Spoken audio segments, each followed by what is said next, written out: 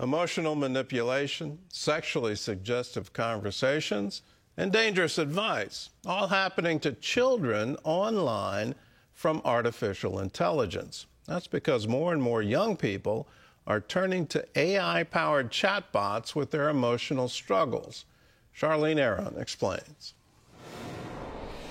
Chatbots are digital characters that can text and talk with users of any age. Unfortunately, experts have found this latest advance can also respond with disturbing suggestions, including violence, sexually explicit conversations, and ideas about self-harm.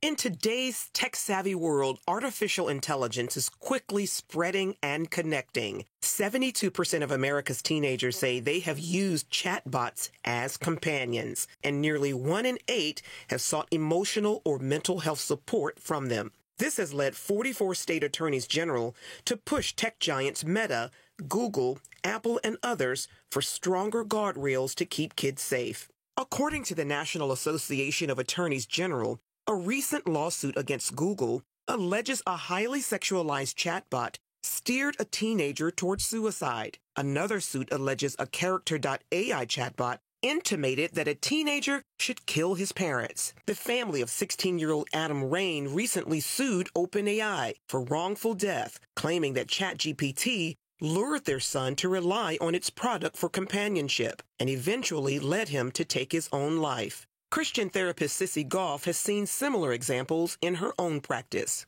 I have a girl that I'm counseling who has gotten into a very sexual relationship with kind of this movie star that she has a crush on, that the chat bot has now mimicked this movie star. And what we know about AI is it mimics the tone of our conversation and is sometimes originating. And so kids can get into these intense relationships that feel really intimate, forgetting that it's a robot that they're talking to because it sounds just like a human being. Following Rain's death, OpenAI acknowledged deficiencies in safeguarding kids. The company recently announced changes on its platform related to self-harm, including expanding interventions to more people in crisis, making it even easier to get help from emergency services, and strengthening protections for teens. Dr. Anna Ord, Dean of Regent University's School of Psychology, says children and teens can easily fall prey to such technology. We have to remember that at that stage of development, their brains are still forming, right? So our kids and our teens are very vulnerable to all this new technology, especially when it produces this graphic violence or sexual content.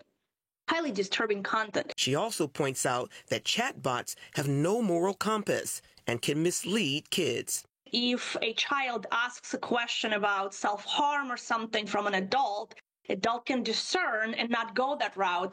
But the chatbots are built to please, they're built to be user-friendly, so they will produce content that the person asks for without a filter thinking about this, is this the right thing to do? Goff fears that at a time when young people are struggling with mental health issues such as anxiety and depression, chatbots will only deepen the problem. I've been counseling kids for 30 years, and I'm seeing more social anxiety than I've ever seen. And so I think the danger is they will isolate further and further when we get more concerned about depression. Meanwhile, Common Sense Media put out this warning about companion platforms such as Character.ai, Nomi, and Replica, saying, these systems pose unacceptable risks for users under 18, easily producing responses ranging from sexual material and offensive stereotypes to dangerous advice that, if followed, could have life-threatening or deadly real-world impacts. In the end, Dr. Ord highlights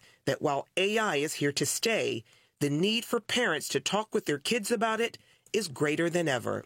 Enter their world, know what they're struggling with, so that you or a trusted adult can be their first stop when the problem arises, not AI chatbot. And finally, I would just say, model real connection for the kids. Show them the richness of family, friendships, church community. Charlene Aaron, CBN News. As that piece was airing, Terry turned to me and asked, well, don't they understand that it's not real, that it's not a real person? Yeah. And the answer is clearly no, they don't. I guess the vulnerability and the need emotionally at that age is so great that the line gets crossed in that. But I think what Dr. Anna said at the end is so right. You know, talk to your kids, talk about these things in front of them, ask them what they think about it. You know, keep the line of communication open and let that be steady in your family life. And also observe what they're doing. The studies are showing that when you put teenagers together in a room, they actually prefer to text each other rather than actually have a conversation. So we're dealing with digital natives, that they've grown up with digital devices, and that is part of who they are. It's rewired their brains, and so as a parent, be very observant as to what they're doing and the behavior pattern that they're engaging in. When you cut off community and normal conversation, that is very comforting. And it absolutely takes away anxiety when you know that they're friends that really like you and want to be with you, want to share life with you. What you want to hear. And they might disagree with you. You might get into an argument, and that's okay. You're not dealing with a recursive algorithm that wants to feed you what they think or what they compute that you want to hear and get you trapped in this recursive bubble of reinforcement, whether that's a highly negative reinforcement or highly positive. The machine doesn't really care. It's like we're in a science fiction novel, this dystopian future. I applaud the attorney generals that are trying to get a control on this, but I would applaud parents. When you see that kind of behavior, make sure, well, have a party and say, let's put away all the cell phones. Let's talk to each other. Yeah. Let's play a game. Let's do something like that. Lots of people are doing that, I think, especially on weekends, too. Put the phones in a drawer. We start again on Monday fresh. Have a good Sabbath. Yeah. Well, be like a Jewish family where Yes, the cell phones have to be shut down. Yes. Spend 24 hours together and enjoy a very nice meal. Absolutely. Absolutely.